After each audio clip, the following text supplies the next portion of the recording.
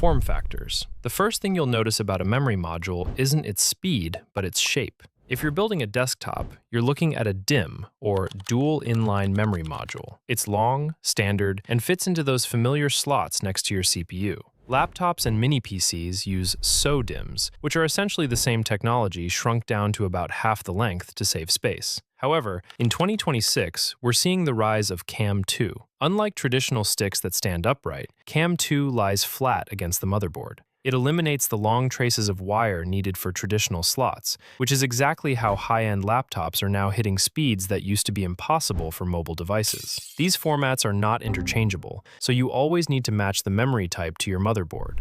The DDR number. Generation matters more than almost anything else because it dictates compatibility. DDR, or double data rate, has moved from DDR4 to DDR5 as the mainstream standard. DDR6 is already announced, with expected consumer availability around 2027. You cannot mix generations. A DDR5 stick physically won't fit into a DDR4 slot because the notch is moved specifically to prevent you from frying your motherboard. Each new generation increases the ceiling for speed and lowers the floor for power consumption. While DDR4 topped out effectively around 4,000 or 4,400 megatransfers per second, DDR5 starts there and pushes well past 8,000. It's not just about speed, though. Newer generations handle data more efficiently, allowing the CPU to talk to the memory in smaller, faster bursts.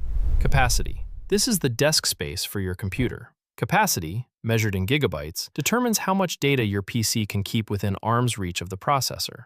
If you run out of capacity, the system has to use your SSD as emergency RAM, which is hundreds of times slower and leads to those stuttering frames in games. In 2026, 16 gigabytes is the bare minimum for a basic office machine.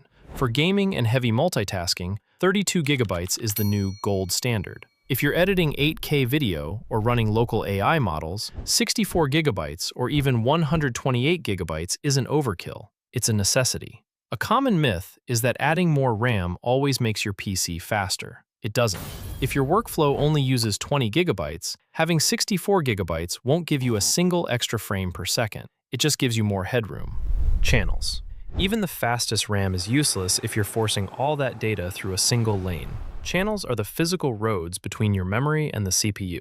This is why a 2x16 gig kit is almost always better than a single 32 gig stick. More channels mean more data flowing at the same time. If you run a single stick, you're in single channel mode, effectively cutting your potential bandwidth in half. In gaming, this is the difference between a smooth experience and a stuttering mess. It's not just about your average FPS, it's about those 1% lows. Without dual channels, your CPU often has to wait for data to arrive, leading to those tiny, annoying micro-freezes during intense action. There's a common bit of confusion with DDR5 because a single stick technically has two internal sub-channels, which leads some software to incorrectly report it as dual channel. Don't be fooled. To truly feed a modern processor and get the performance you actually paid for, you still need two physical modules to saturate the communication lines. For anyone using integrated graphics, like on a handheld or a budget laptop, skipping that second stick can literally cost you 40% of your gaming performance. Speed and bandwidth. Marketing usually labels RAM in megahertz, but that's technically a lie. Since it's double data rate, it sends data twice per clock cycle. So, a kit labeled 6,000 megahertz is actually running at 3,000 megahertz, but achieving 6,000 megatransfers per second. This is the speed or frequency. The higher this number, the faster data moves. This directly affects bandwidth, which is the total volume of data that can travel every second. If you see a technical label like PC 548,000, that's just the bandwidth in megabytes per second. To find that number, you just multiply the megatransfers per second by 8. In high-resolution gaming, high bandwidth helps the GPU load massive textures quickly, preventing pop-in and keeping the world seamless. Latency and timings. Latency is about how quickly RAM responds to requests. You'll see it as a set of numbers like 3038, 3896. The first number, CAS latency, is the most important. It tells you how many clock cycles the RAM waits before delivering data. The other numbers control delays between different internal operations. You don't need to memorize them, just know they fine-tune responsiveness. Here's a simple way to think about it.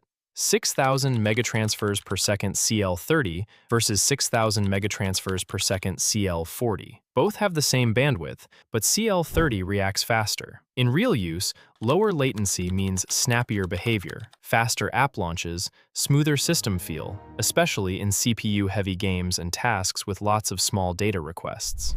Memory ranks. Inside that stick of RAM, the memory chips are organized into ranks. A single rank stick has one block of chips that the CPU can talk to. A dual rank stick has two. Think of it like a warehouse with either one loading dock or two. While dual rank can be slightly faster because the CPU can talk to one rank while the other is preparing data, it's also harder on the CPU's memory controller. In 2026, most 16 GB sticks are single rank, while 32 GB sticks are often dual rank. This is why putting 4 sticks of dual-rank RAM into a consumer motherboard often causes the system to crash or force the speed to drop significantly. The brain of the CPU simply can't handle all those loading docks at once. Voltage. Every RAM kit has a rated voltage, usually between 1.1 volts and 1.4 volts for DDR5. Higher speeds and tighter timings require more pressure, more voltage, to stay stable. This is why high-performance RAM kits often have thick metal heat spreaders. While RAM generally doesn't need active cooling like a CPU, if you're pushing 1.5 volts for an extreme overclock, the chips can get hot enough to cause data errors. For the average user, the standard voltage listed on the box is fine, but it's the reason you can't just infinitely overclock cheap RAM to match expensive kits. Eventually, the chips will just overheat or burn out. Profiles. XMP and EXPO. When you plug in a fresh set of 7,200 megatransfers per second RAM, your computer will likely run it at a much slower, safe speed, like 4,800. To get what you paid for, you have to enable a profile. Intel uses XMP, Extreme Memory Profile, and AMD uses EXPO. These are essentially tested overclocking presets stored on a tiny chip on the RAM module. With one click in your BIOS, the motherboard reads the profile and automatically sets the correct speed, timings, and voltage. It's a common mistake to leave this off for years, effectively wasting 30% of the performance you paid for. Always check your task manager to see if your speed matches the box. Lifetime warranty. It's a strange fact that almost all reputable RAM comes with a lifetime warranty. This isn't because manufacturers are exceptionally generous, it's because RAM is solid state and extremely durable.